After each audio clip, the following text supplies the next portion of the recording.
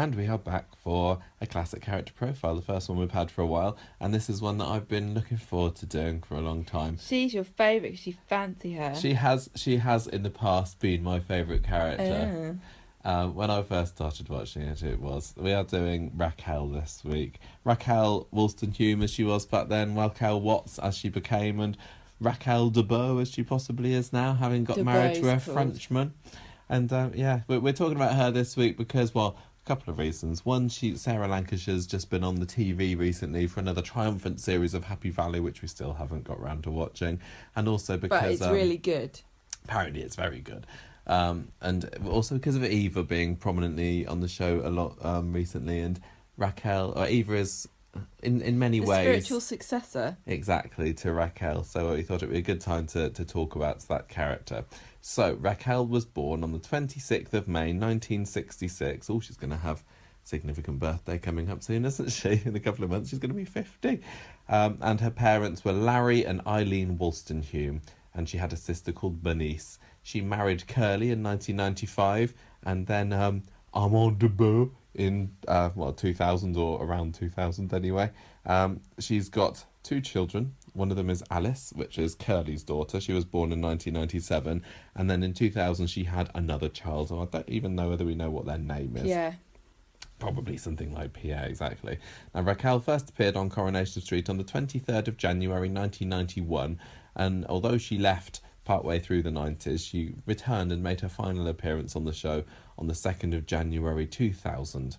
All in all, she was in 533 episodes of Coronation Street, and she is the 86th most featured character in the show's history. In the world. In Coronation Street world. In the world of Coronation Street. She is played by nation's favourite actress at the moment, quite possibly. That is until Dr. Foster Series 2 comes out. No, Pauline Quirk is the nation's favourite actress.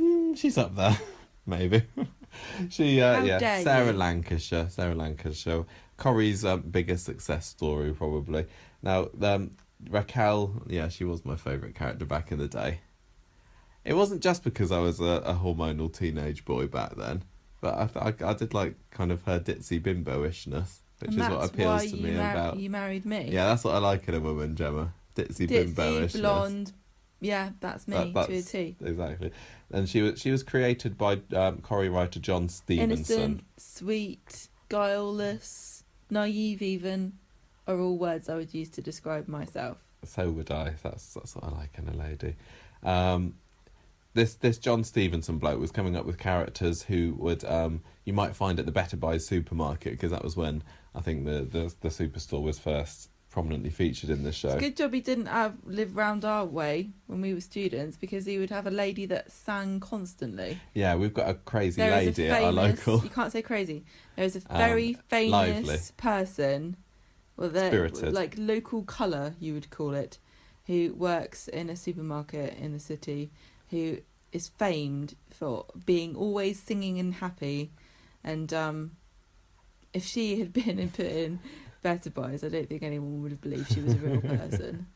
No, but what we don't have is beauty contests in our local superstores, but maybe they do up in Manchester, because that it would be applicable. Well, maybe they did it back in the early 90s, because this is where Raquel came out of. It was a comedy storyline about a Miss Better Buy contest, and it was about glamorous... it was comparing the glamorous beauty contest world with the mundane world of retail. A nice bit of juxtapositioning. Just like the name Raquel Woolston-Hume. And at first... Is that supposed to be funny because both names are awful, or was Raquel supposed to be exotic in some manner? I think in that era. I don't know. I just read it off. I know, I just read it off. The contrast. I don't know, Raquel Woolston-Hume, which of those is supposed to be the common and mundane name? They're both terrible names. Well, they're both uncommon names. I do not like the name Raquel. I think that's supposed to be a common name, isn't it? And Woolston-Hume is supposed to be a glamorous, it sounds like something name. Out of like Indiana Jones and the Temple of Doom. Like one of the Nazis. I don't think so. If you want to think, I don't know. I guess it sounds like Wolfenstein. I don't know. That's what we're thinking of, isn't it? Castle Wolfenstein. Raquel Woolston-Hume. We got it. Anyway, now Sarah Lancashire thought that Raquel was being written in a way that made her look like a bit of a bitch. So she decided to play up more her comic vulnerable side, and the writers decided that actually that was much more favourable than another Corrie. Yeah, bitchy. Badass. Yeah, so that's what she became. She became the legendary bimbo that she is now known to be. And interestingly as well, I thought Sarah Lancashire's dad worked on Coronation Street. He wrote 171 episodes. Was he a writer? I don't know. He worked on them, whatever that job was.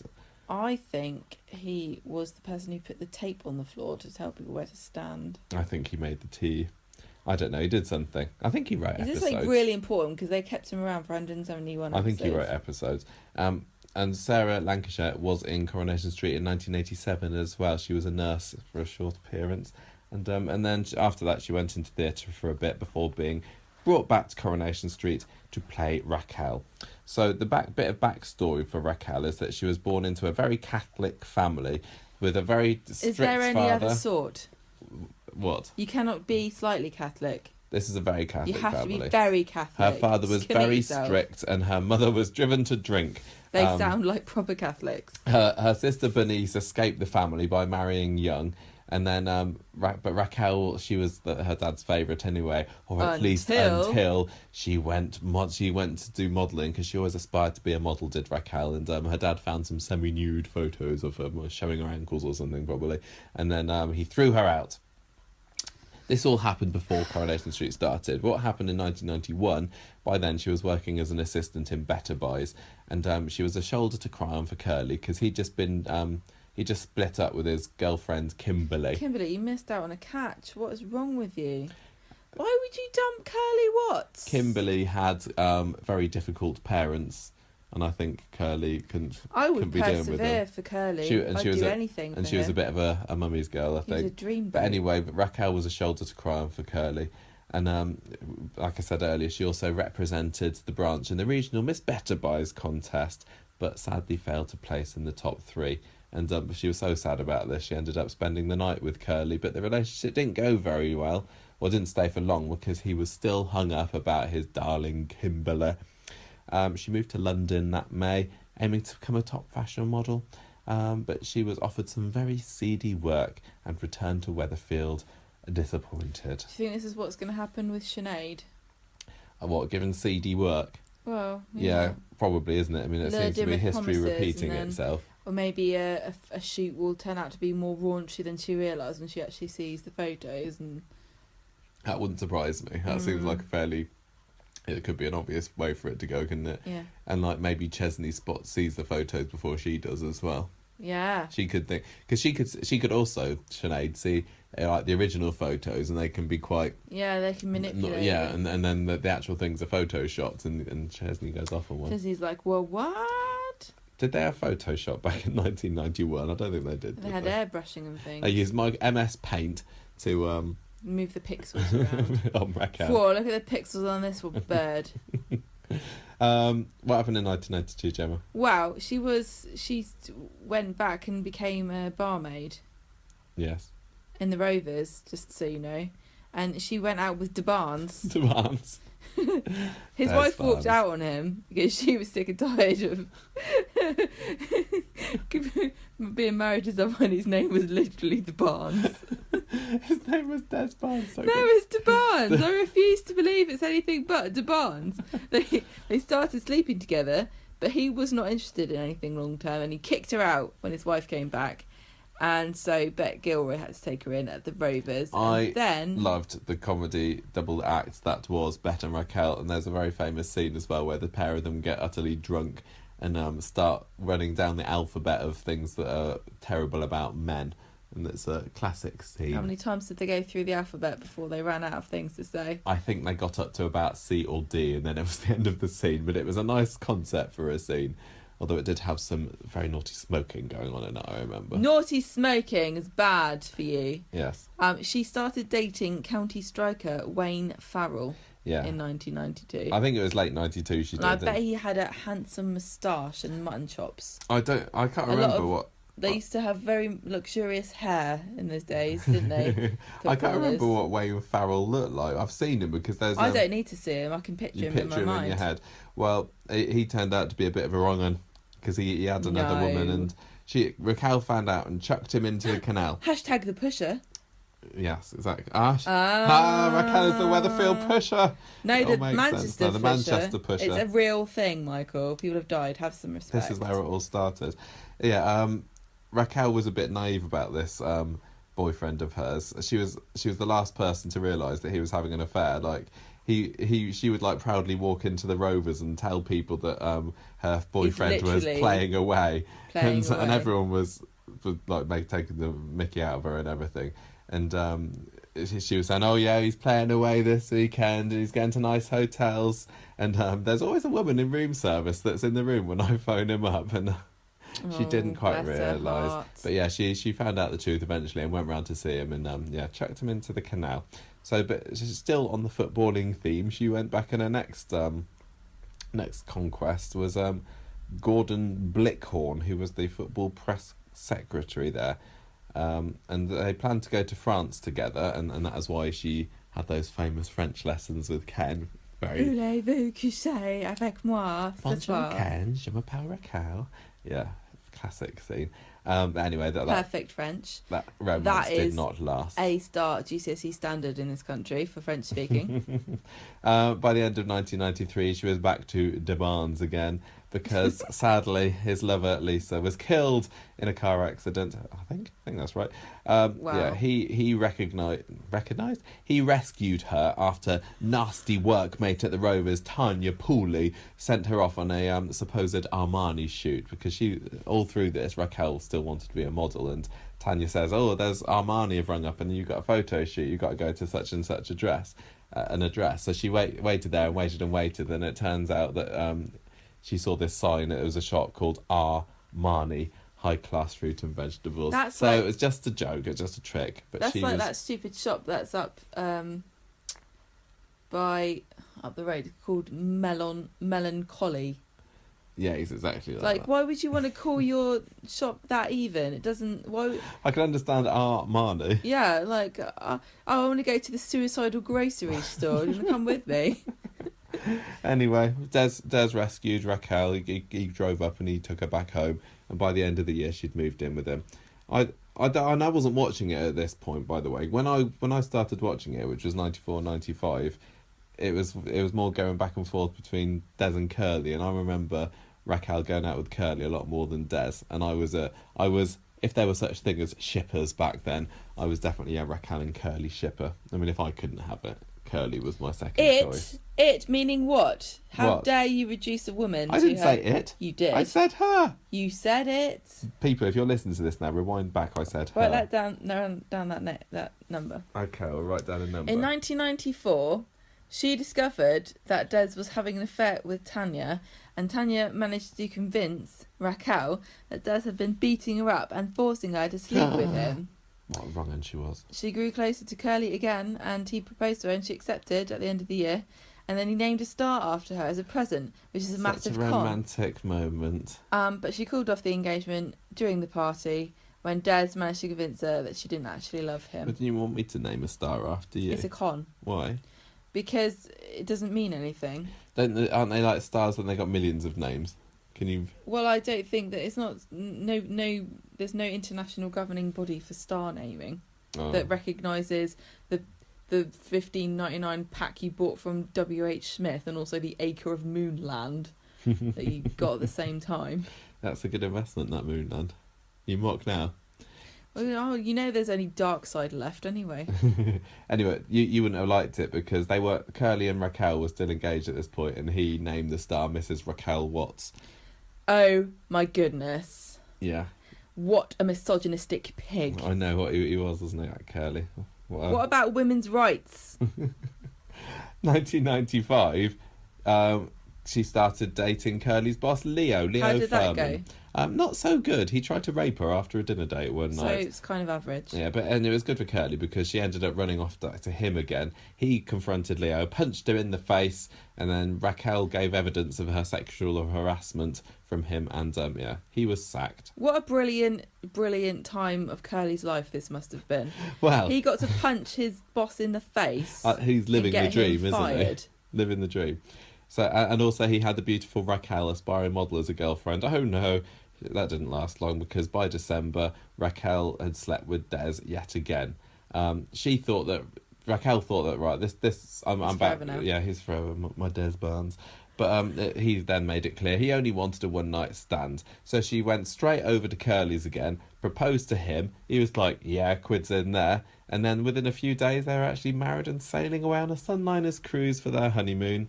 And by the way, that was the first for straight-to-video Coronation Street special.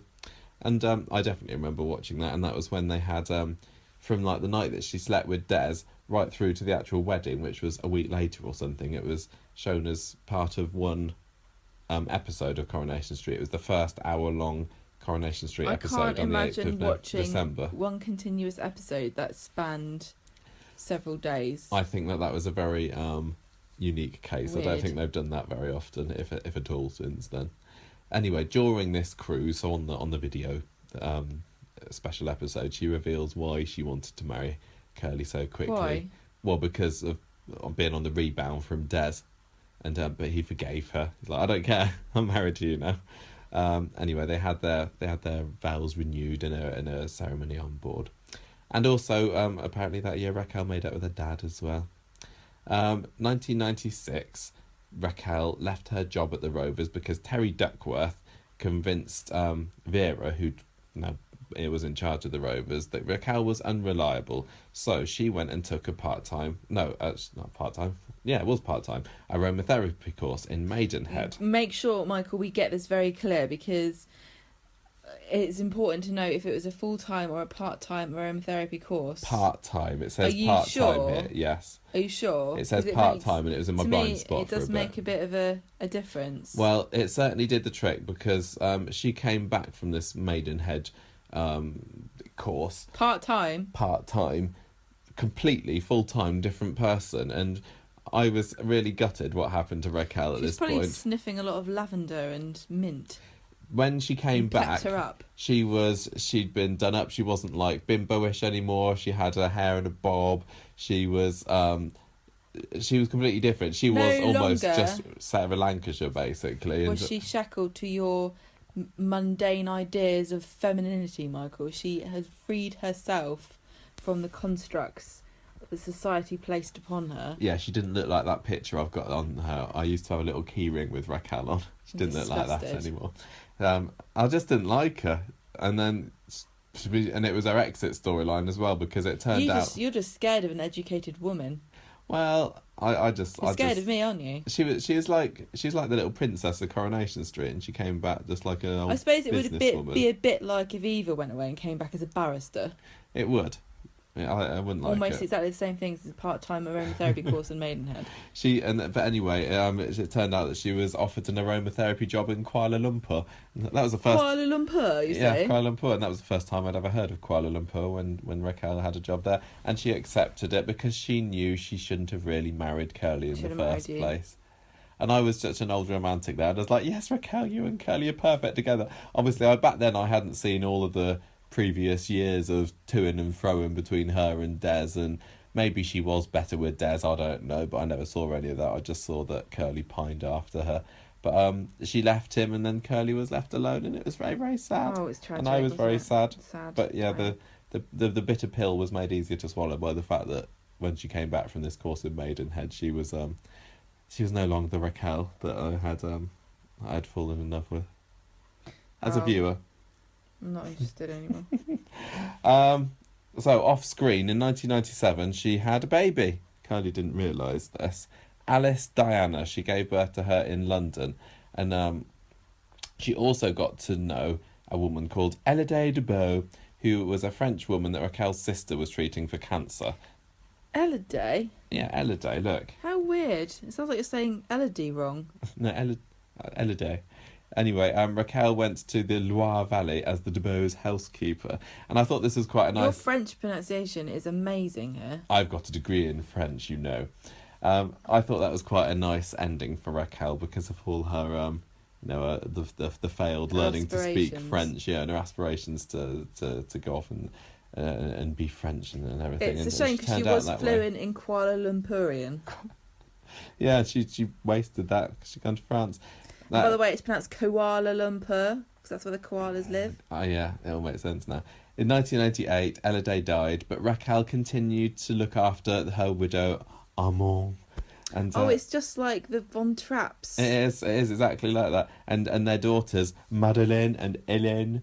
And even though... I love that Helen thing with the pears. What? Oh, what? Oh, yeah. That's a French thing, isn't it? Yeah.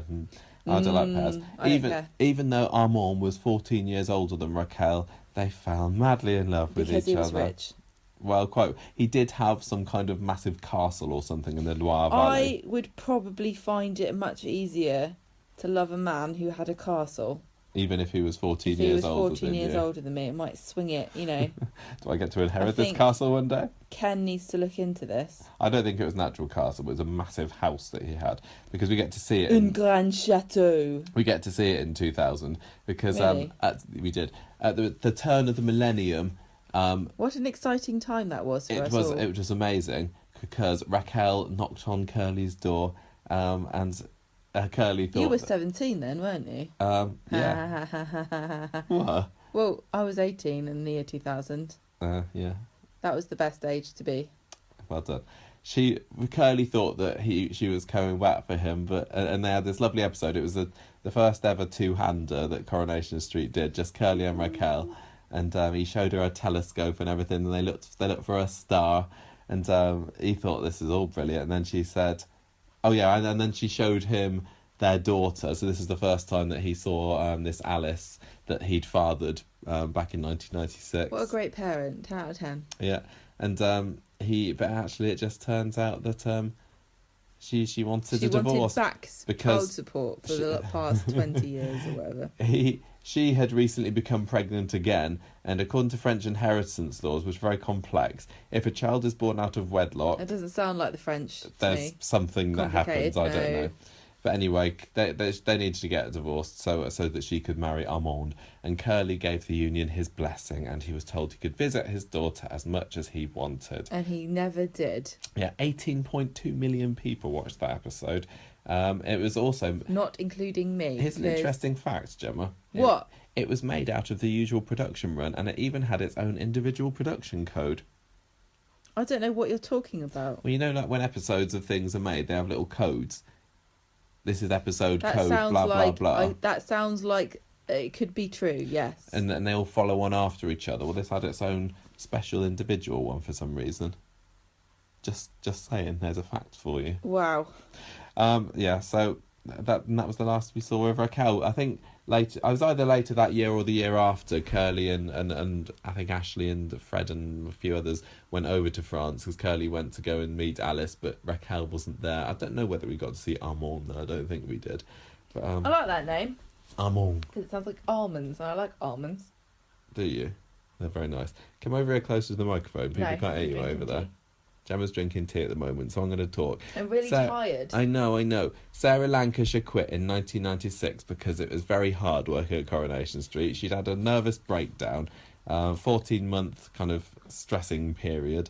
She didn't tell anyone at the time. She didn't take any time off work. She just didn't like, basically, how famous she'd become playing Britain's most famous, lovable barmaid. And after she quit the role, she didn't want to have anything to do with Coronation Street really, but yeah, she came back, which was nice. Now she went on to become one of our favourite actresses after Pauline Quirke, as I've said. Of course, in this country, she did Where the Heart Is. She was very famous in. Never heard of it. Yes, you have. I haven't. It was on 3. Rose and Maloney. I've never heard of it. Last Tango in Halifax. I've never heard of it. And Happy Valley. I've heard of that, and I want to watch it, but we haven't. Still haven't quite got round to watching Happy Valley yet. If anyone, we would like to. In fact, I think it might be a fact to state, if we're going to be talking about facts that include things like production codes, I don't think I've ever actually seen her in acting in anything. Yes, we have, because we've seen her in the episode of Murder Most Horrid she was in. Do you remember with Dawn French? And it was the one where... You haven't written this down. I haven't written it down, but I've legacy of great remembered roles. it. She was in a special episode of Murder Most Horrid, and it was where Dawn French's character and Sarah Lancashire's character were doing a round-the-world sailing trip together, like in a Yes. two-man boat. And That then... was very good. Oh, who was it? Who was it that murdered? Dawn French Well, murdered her. she got in the annoyed. end. No, Sarah Lancashire's character was the sensible one. Yeah. And Dawn French was just buggering Silly around. and annoying. And screwing everything up. And they were living in this tiny little boat together for months on end, and they ended up... As you can imagine, sparks flew. But then it turned out that Sarah Lancashire's character had been having a secret affair with Dawn French's husband. You've ruined it. Sorry for the spoiler, everybody. And so Dawn French kills her at the end. Because that's what they had in that show, Because wasn't it's it? called Murder Most every Horrid. week somebody would get killed. And sometimes it was Dawn French's character and sometimes she was the murderess. Murder Most Horrid is one of the most underrated shows. It did get rubbish towards the end. This episode was in series 4 of Murder Most Horrid, I think, which wasn't particularly You're strong very series. cynical though, aren't you? Yeah. So there we go. That is Raquel, and like we said, Eva is in many ways the new Raquel. Although I think Raquel back when she was at her ditziest was ditzier than Eva is, because I think Do you Eva. think so? I think Eva's quite Eva's switched on. mad. Eva knows what's going on. She can have a bit of a joke about things. I don't think that like Eva could be going out with a boyfriend that's playing true. away and that Eva wouldn't realise. Raquel was like completely oblivious and naive to everything. I wouldn't say that Eva's particularly naive. She just doesn't know things. She's just thick, is what you're trying to say. A little bit thick, but there's... I don't know, I think you kind of get the impression that Eva plays up to it a little bit as well, but I think with Raquel she actually was like that. Also, is she not a bit more saucy, Eva? Yeah. Yeah, Like, I don't she's think... not afraid to get the clivage out, is she? Whereas I don't think that, although she did get in trouble about those... Well, she was a model, wasn't she? And Not all models take their cacks off, Michael. You're thinking of a different sort of modelling. I think that Eva like dresses up like properly sexy and on purposely sexy, and she likes like impressing the men and everything like that. But with Raquel, she was just like, I'm just naturally beautiful. That's how I feel sometimes. I can't help it. I try to dress down and I just look more sexy. so you're I don't know Raquel why in you're the same laughing. boat there. Yeah. But anyway, Raquel, come back to Coronation Street. I don't think she will. I don't think she will. I think She now hated it. She's been in things that were way more famous, and there's absolutely no reason for Raquel to ever come back to Coronation Street. So yeah, there's quite a lot that counts against her, to be I honest. can't. Isn't there? Can you imagine her being in it? And what kind of Raquel she wouldn't be would any she good. play? She wouldn't be any good as this She anymore. couldn't play Raquel because Raquel has got no personality that's worth being in the show for. The only reason she came back in 2000 was to show she completely changed. Yeah, I know she did completely change, but What was she come back as? Probably like some kind of boring like Ofsted inspector at the I know school. something else that Sarah Lancashire's tell been me. in. She was in that episode of Doctor Who, wasn't she? She was the one where She was the she was the one with the adipose lady. She was a Fitness guru. yeah, Fighting businesswoman. fats. Yeah, she did, yeah.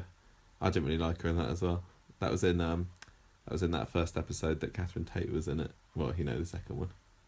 I thought Catherine Tate was brilliant in that episode. She was. That was a good episode for Catherine Tate. So we have seen a couple of things of Sarah Lancashire in since, but not Happy Valley. And honestly, Of all the things she's been in, though, we can claim that we've seen her in is an episode of Doctor Who and something Murder Most Horrid like 20 years ago. yeah.